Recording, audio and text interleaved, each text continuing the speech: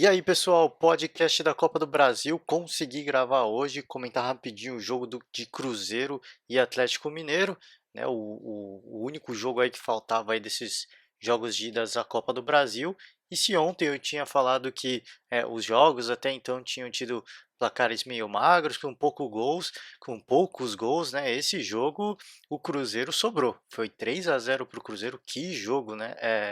Assim, foi até um pouco para mim foi um pouco surpreendente, né, pelo momento que vive o Cruzeiro extra-campo, né, não dentro de campo, mas eu sempre falei aqui, né, o Cruzeiro é um time com uma maturidade muito alta para jogar campeonatos de mata-mata, já vem mostrando isso não só de um ano para cá, né, de pelo menos 2 anos para cá, é um time muito forte, é um time é leão de mata-mata, é assim que eu gosto de chamar, é um time difícil de ser batido, tem a cabeça muito fria, né, muita frieza para jogar esse tipo de jogo, e dessa vez mostrou mais uma vez, né, nesse jogo mostrou mais uma vez essa maturidade, né, esse time que gosta desses jogos, desses torneios de mata-mata, e sobrou para cima do Atlético Mineiro, talvez o seu maior rival, então, cara, que atuação, acho que a gente só tem que parabenizar mais uma vez, porque minha grande preocupação era toda essa questão que o Cruzeiro vive, esse problema financeiro, eh, polícia investigando, enfim, isso tudo poderia atrapalhar efetivamente o Cruzeiro dentro de campo, mas o time conseguiu isolar esses problemas e o Pedro Rocha, né, grande destaque na minha opinião, ele foi o cara que fez o primeiro gol, um golaço, diga-se de passagem, indefensável, né? Ele chutou na gaveta ali no ângulo mesmo, bem no limite, sem condições nenhuma para o Vitor defender. Depois do segundo gol, um erro bizonho, né, de saída de bola da defesa do Atlético Mineiro. O Pedro Rocha aproveitou mais uma vez, driblou o Vitor, fez o passe para o Thiago Neves, que só teve o trabalho aí de empurrar para a rede. E o terceiro gol é do Robinho, um belíssimo gol, diga-se de passagem. Ele tentou um primeiro chute, o Hever fez até um grande corte, mas esse grande corte do Hever acabou matando o Vitor, né? Para quem pegar o replay aí, dar uma olhada, o Vitor deu um pulão para defender. E esse pulo tirou ele totalmente da jogada, a bola acabou voltando para o Robinho, ele matou no peito e mandou de primeira para o gol e sacramentou aí essa vitória de 3-0 do Cruzeiro, uma atuação de gala, né? O Atlético teve, cara, para ser bem sincero, um ou dois chutes a gol aí, mas, cara, sem muito perigo. Talvez o mais perigoso tenha sido um de fora da área, esqueci quem chutou agora, mas o Fábio estava totalmente no lance e fora isso, nada demais, né? Um Atlético totalmente apático, um Cruzeiro que aproveitou todas as oportunidades de forma muito efetiva e foi muito feliz. Então, uma surpresa para mim, tenho que admitir, não uma surpresa o Cruzeiro ganhar, mas vencer da forma como foi, com 3 gols, foi uma surpresa, né? Eu achei que aquela questão da rivalidade entre os times, o Atlético fosse vender um pouco mais caro essa vitória do Cruzeiro, esse jogo aí, fosse cobrar um pouco mais caro, mas não foi isso que aconteceu. Enfim, né, jogo no Mineirão, jogo da volta vai ser no Independência. Vamos ver o que esse Atlético vai conseguir fazer, né? O Atlético aqui até então, antes da parada da Copa América, vinha numa sequência muito interessante, né? Treinado até então pelo interino Rodrigo Santana, agora efetivado. A gente fica na torcida para que esse time volte a ter rendimento. Assim, essa eu acho que talvez tenha sido uma partida à parte, mas praticamente sacramenta aí a classificação do Cruzeiro. Claro que é clássico, tudo pode acontecer, mas 3 gols é um placar considerável, ainda mais contra um time que, mais uma vez vou repetir, vem se mostrando aí nos últimos anos um time muito difícil de ser batido em campeonatos de mata-mata, principalmente na Copa do Brasil, atual bicampeão. Então, cara, muito difícil. Vai ter uma tarefa difícil, o Rodrigo Santana. Eu espero que essa possível eliminação não pese, né, no cargo dele, até porque era um cara que começou no interino, agora que foi efetivado, de repente começam a vir maus resultados e o cara é afastado, é mandado embora. Então, a gente sempre fica na torcida, né? Isso é uma crítica que eu venho já fazendo ao Atlético Mineiro, não só ao Atlético Mineiro, ao São Paulo também, outro time que troca de técnico com de forma muito rápida, né? Eu acho que é um técnico que precisa ter sequência, porque mostrou que é capaz de fazer um bom trabalho. Esse é o grande problema dessas paradas de meio de ano, né? Às vezes o time empolga e de repente tem que parar e voltar. Isso acaba te quebrando uma sequência, uma onda positiva, né? Então, esse talvez seja um dos grandes problemas. Pode ter sido um problema para o Atlético, acho que ainda é muito cedo para falar, mas a gente já viu recentemente, por exemplo, o Flamengo com o Barbieri, né? Vinha fazendo um belíssimo trabalho, teve que fazer uma pausa aí em meio de ano, quando voltou já não voltou, né? Da mesma forma, claro que o Flamengo na época perdeu alguns bons jogadores, né? Vinícius Júnior na época, talvez o maior destaque e mas enfim, vamos seguir acompanhando. Claro, mais uma vez, para mim eu acho que essa talvez o Cruzeiro talvez é o único time praticamente garantido, né? O outro time que eu também considero com uma vantagem muito positiva é o Palmeiras, que eu já falei ontem, porque é um time que, não menosprezando o Inter, mas o Palmeiras ao longo de muito tempo já, pelo menos do último ano inteiro, é, sob esse comando do Felipão, mostrou que é um time muito forte defensivamente, um time que pune de forma muito tranquila jogando no contra-ataque, né? E jogando com regulamento embaixo do braço, esse time do Palmeiras vai jogar muito tranquilo esse jogo em Porto Alegre. Então, por isso também eu coloco o Palmeiras como um dos times que já estão com um pé, né, na semifinal. Claro que tem que jogar o jogo da volta, tudo pode acontecer. Eu falei, o Cruzeiro vive uma fase ruim extra-campo, isso de repente pode influenciar nos jogadores de uma hora para outra, né, dentro de campo. E vamos seguir acompanhando, claro, 3-0 mais uma vez é um placar considerável, muito difícil de virar, até porque pela, pela força desse time do Mano Menezes é muito improvável, né, tomar um placar de 3-0 aí 4-1, enfim.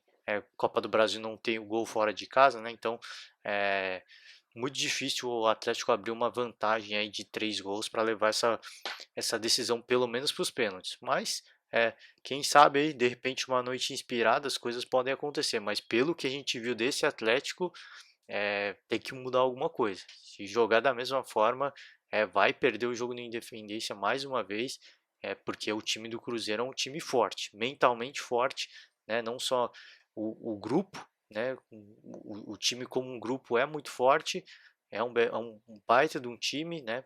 Apesar da situação no Campeonato Brasileiro, é um excelente time, e é um time cascudo, time que sabe jogar um torneio de mata-mata, então o Atlético tem uma parada dura. Não pode se dar por vencido, não pode jogar a toalha. Se quiser sonhar com a classificação, acho que tem que acreditar, né? Tem que pensar. É o típico jogo que tem que se pensar gol a gol. Cara, vamos fazer nós, fazer um gol, beleza, seguir tranquilo, né? Tamo fora, fazer o segundo gol, beleza, manter tranquilidade, estamos fora ainda. Buscou o terceiro, cara, agora estamos no páreo. Agora dá para voltar a sonhar. Então acho que tem que pensar minuto a minuto, fazer os gols que puderem da forma mais tranquila possível, até porque até então está desclassificado. Então fazer um gol, cara, vamos fazer o nosso, vamos curtir nosso futebol, vamos fazer a nossa parte, faz o segundo, e aí no terceiro já começa a sonhar. Então é, não tem que pensar, putz, tem que escalar, subir uma montanha, a gente vai ter que fazer 3 gols. Se pensar desse jeito já era, não tem condição nenhuma de fazer esse jogo de volta. Pensar pequeno, pouco a pouco, passo a passo, e quem sabe voltar a sonhar com essa classificação, porque tudo é possível, a gente conhece futebol, né? E mais uma vez, a situação extracampo do Cruzeiro não é legal. É uma situação muito chata, uma situação que eu acho que nenhum clube quer passar, e isso pode eventualmente influenciar dentro de campo. Então, essa é a minha grande preocupação. Felizmente, o Cruzeiro mostrou aí que isso não está influenciando e aparentemente nem vai influenciar.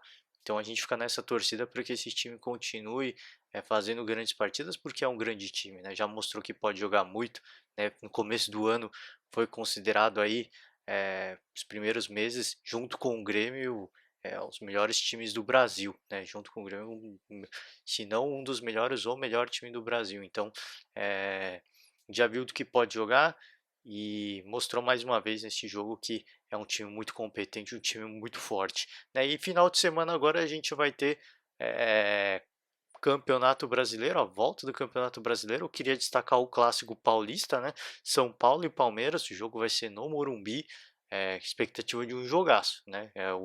O São Paulo entra aí com talvez com o seu time ideal, né? Com a sua força máxima, os jogadores, seus principais jogadores, e o Palmeiras vai mesclar o time, vai fazer o rodízio de jogadores. Então o São Paulo, é claro que eu não quero botar pressão, né?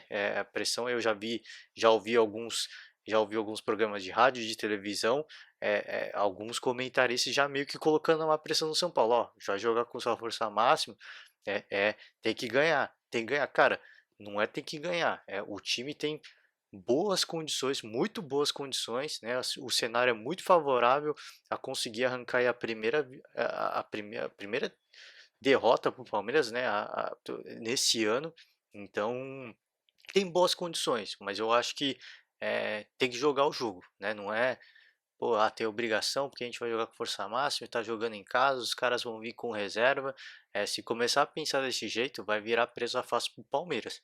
Eu acho que tem que, é, claro que existe a pressão por todo o investimento que fez, pelo que foi, né, antes da parada da Copa América, mas agora são águas passadas, cara. Agora a gente pensar que vamos fechar o grupo e fazer o nosso, porque é um time que, pelo menos pegando o Campeonato Paulista, já mostrou que pode jogar um belíssimo futebol e o rendimento caiu muito, né? Então, diga-se de passagem, caiu demais. Então, vamos ver se esse tempo fez bem, se o Cuca conseguiu dar um padrão de jogo, né? Alguns jogadores, destaque aí o Pablo, né? A maior contratação do São Paulo, saindo aí do departamento médico, vai jogar. Então, muita expectativa para esse jogo e o Palmeiras, é claro, é indiscutível, né? Um time que esse ano eu não sinto tanta firmeza no Palmeiras quanto quando reveza os seus jogadores, né? Não como no ano passado. O ano passado era um time que, quando jogava Brasileirão, é, rodava o seu elenco de forma muito tranquila e conseguia segurar a bronca, ganhar jogo, empatar jogo. Enfim, esse ano, esse rodízio não vem acontecendo de forma tão efetiva, tá? Por isso que eu falo que essa é uma boa oportunidade para o São Paulo tentar arrancar aí uma vitória e impor aí a primeira derrota para o Palmeiras no campeonato.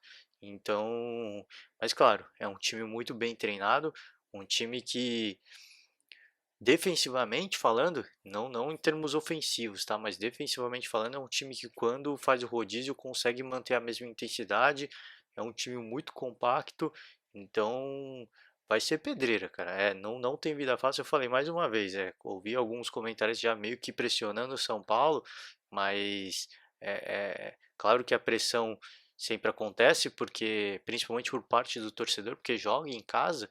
Mas, cara, vai jogar contra o líder do campeonato, o time até então invicto, né? Então, calma lá, cara. Eu acho que tem que respeitar. é, eu acho que tem que, acima de tudo, respeitar o adversário, que é um grande adversário. Mas, claro, obviamente, que eu já falei aqui, é uma boa oportunidade para o São Paulo. Então é isso aí, gente. Vamos acompanhar o Clássico Paulista, os outros jogos que vão acontecer, né? Vamos ver como é que vai mudar essa tabela aí. Muita expectativa. Eu, pelo menos, também quero ver o Cruzeiro, que terminou aí essa parada para a Copa América na zona do rebaixamento. Então, vamos ver como é que fez uma belíssima, uma grande partida na Copa do Brasil. Vamos ver se consegue estabelecer uma boa sequência no Campeonato Brasileiro, porque não tem time para estar na zona do rebaixamento, né? Então vamos acompanhar também e seguir acompanhando a briga pela liderança, a briga pelo rebaixamento. E segunda-feira estamos de volta para comentar um pouco mais sobre essa 10ª rodada do Campeonato Brasileiro. Isso aí, gente. Valeu, obrigado. Até a próxima. Fica o convite mais uma vez. Se quiser que eu comente futebol europeu, a ida do Griezmann para o Barcelona, enfim, comenta aí embaixo. Eu venho para o próximo podcast e faço aí um resuminho. Outra modalidade, outro esporte, pesquiso, a gente comenta aqui, a gente sempre tenta acrescentar um pouco mais. É isso aí, gente. Obrigado, um forte abraço e até semana que vem.